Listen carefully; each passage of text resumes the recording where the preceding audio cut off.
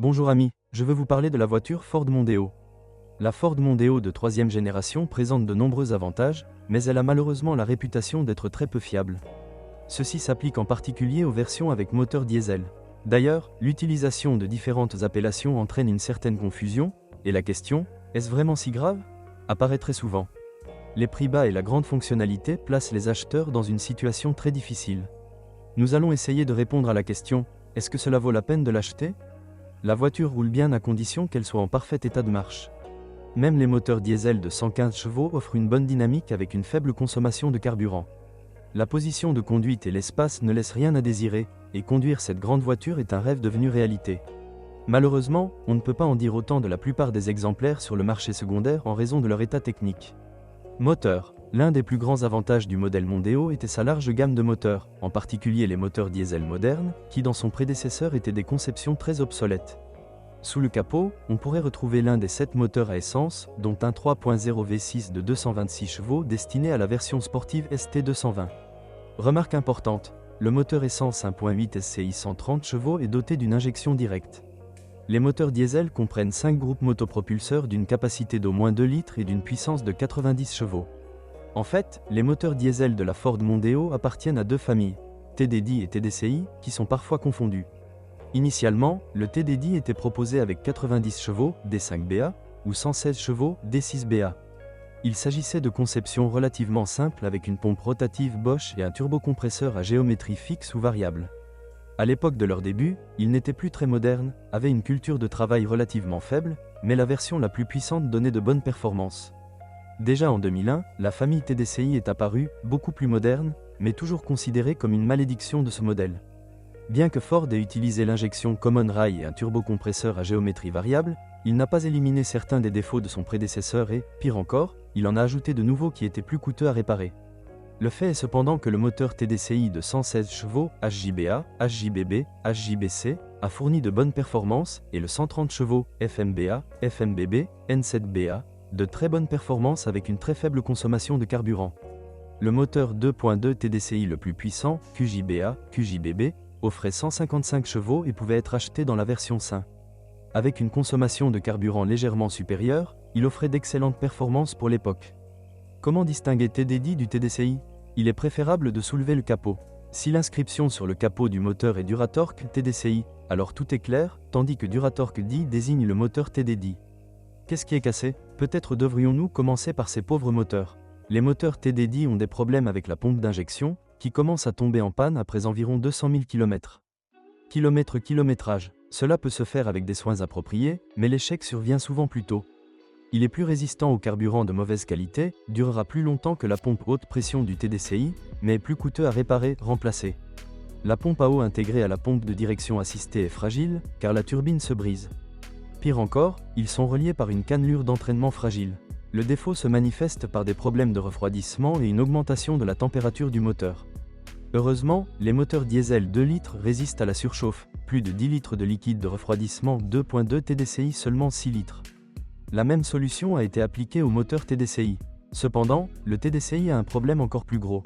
Dans la pompe haute pression, les cames sont constituées d'un matériau inapproprié et les copeaux de métal de la came se retrouvent dans le système de carburant et les injecteurs. Après cela, les injecteurs doivent être remplacés, il est également nécessaire de remplacer la pompe à carburant et de rincer tout le système. Une réparation incomplète entraînera une réapparition rapide du défaut. Il est bon de savoir que Ford recommande l'huile 5W30 pour ses moteurs diesel, et l'huile Low SAPS est indispensable pour les versions avec DPF. Une autre caractéristique commune est la faible durabilité du volant bimasse et de la poulie. Le premier problème est que les propriétaires remplacent souvent l'embrayage par des mécaniciens qui n'ont pas de qualification, pas d'outils et qui ne connaissent pas la technologie.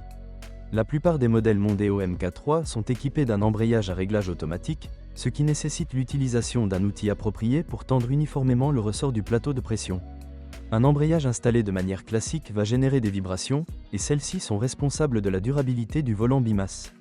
De plus, il est difficile d'obtenir un bon ensemble d'embrayage pour peu d'argent, car cette opération nécessite le démontage du sous-châssis de suspension. Il convient de noter qu'économiser sur la butée de débrayage, qui dans la Mondeo est montée à l'intérieur de la boîte de vitesse, peut également entraîner une usure plus rapide de l'embrayage et du volant bimasse. Vous devez toujours choisir le bon volant bimasse, car ceux qui s'adaptent à une version de moteur diffèrent en termes d'angle d'application et de prix. Les différences de prix sont grandes et dans les coins, petites.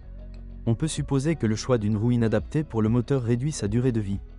Le TDCi de fin de production, à partir de 2006, avait un filtre à particules et une vanne EGR allongée, mais malheureusement pas très durable. Les débitmètres, les capteurs de position du vilebrequin et les capteurs de position de l'arbre à cames tombent également en panne. Vous devez également vérifier les conduites allant à l'échangeur thermique. Lorsqu'ils sifflent, ils doivent être remplacés et scellés. Les moteurs TDCi présentent-ils des éléments de conception sans défaut? La réponse est oui, le variateur de vitesse. Tous les moteurs Ford sont entraînés par une chaîne de distribution sans entretien et très durable. Cependant, il ne fera pas de mal de le faire vérifier périodiquement de temps en temps.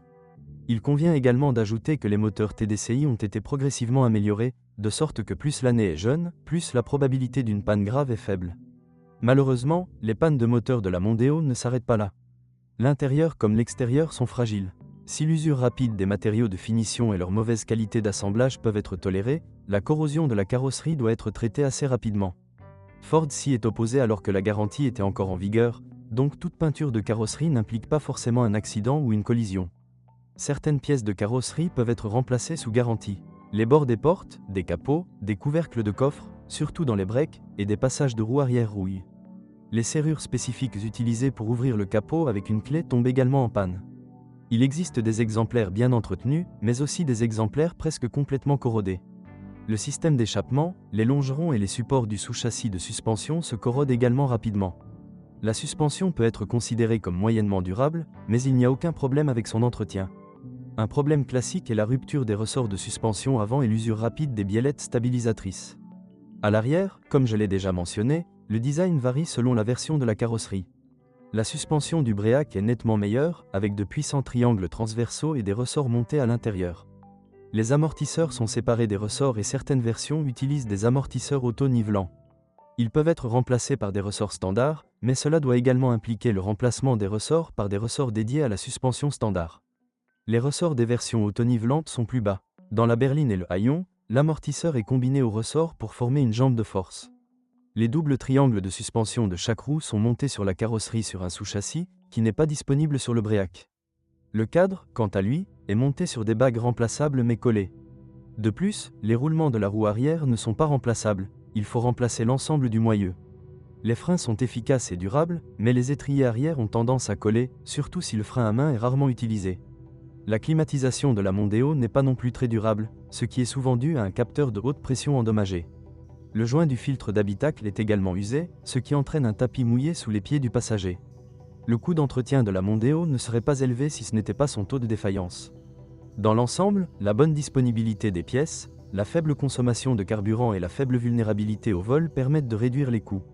À leur tour, les taux de défaillance élevés et la corrosion les augmentent considérablement.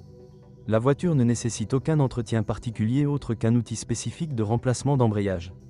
Il est important de noter que même si le centre de service Ford agréé n'est pas friand de ce modèle, il propose des prix relativement abordables pour les pièces de rechange. La voiture est équipée de grandes roues, mais en même temps de pneus de taille typique. Est-ce que ça vaut le coup? La Ford Mondeo MK3 est une très bonne voiture d'un point de vue technique, mais malheureusement très problématique d'un point de vue opérationnel.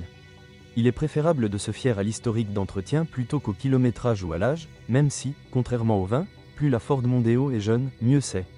Il est toutefois préférable de choisir la version essence avec un moteur de 2 litres et de profiter d'un fonctionnement sans problème majeur. Les versions Bréac valent plus cher, même si le liftback est à peine moins pratique. Quel moteur choisir? Si vous devez absolument avoir un diesel, il est préférable de choisir le 2.2 TDCi, difficile à trouver, qui est la conception la plus raffinée, et son entretien n'est pas beaucoup plus cher. Seul le tarif de l'assurance est peut-être légèrement plus élevé, mais les performances sont excellentes. Il est préférable de sauter le TDDI en raison de l'usure, mais si la voiture a un faible kilométrage, la version TDDI sera moins problématique que le premier TDCi. Il existe des opinions diverses, parfois extrêmes, sur les moteurs et les voitures.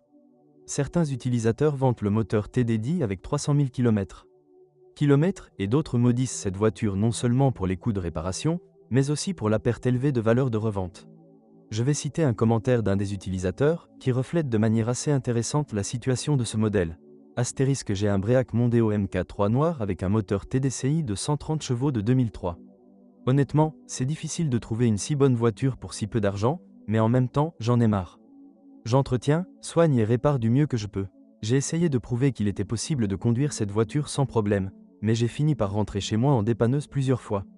En fait, il se passe quelque chose tout le temps et je ne suis jamais sûr que la voiture reviendra à la maison sur ses roues. J'ai un exemplaire bien entretenu, et j'ai remplacé presque tout sous le capot, et pourtant quelque chose se casse encore. Je suis content qu'au moins la corrosion ne me préoccupe pas. Je pense l'échanger contre le 3.0 V6 qui a des performances similaires et j'ai entendu dire que cela ne pose aucun problème. Je ne veux pas d'autre modèle car celui-ci est parfait pour moi. Astérisque. Pour résumer, est-ce que ça vaut le coup? Personnellement, je déconseille l'achat de cette Mondeo avec un moteur diesel. Avec un tel budget, mieux vaut chercher quelque chose de plus petit, comme la Focus avec le moteur 1.6 TDCi français, ou de plus grand, comme le Galaxy avec le moteur 1.9 TDI de Volkswagen. Merci de m'écouter, n'oubliez pas de vous abonner à la chaîne et de noter ma vidéo. Si vous connaissez des problèmes avec cette voiture que je n'ai pas mentionnée, assurez-vous de les publier dans les commentaires. Bonjour les amis, vous cherchez une voiture d'occasion, vous devez prêter attention au site web carm.pro. Carm.pro est grand catalogue de voitures, moteurs, boîtes de vitesse. Et le meilleur, c'est que vous pouvez trouver des informations sur les pannes de n'importe quelle pièce, complètement gratuit. Allez sur le site web carm.pro et découvrez tous les éventuels points faibles des voitures d'occasion.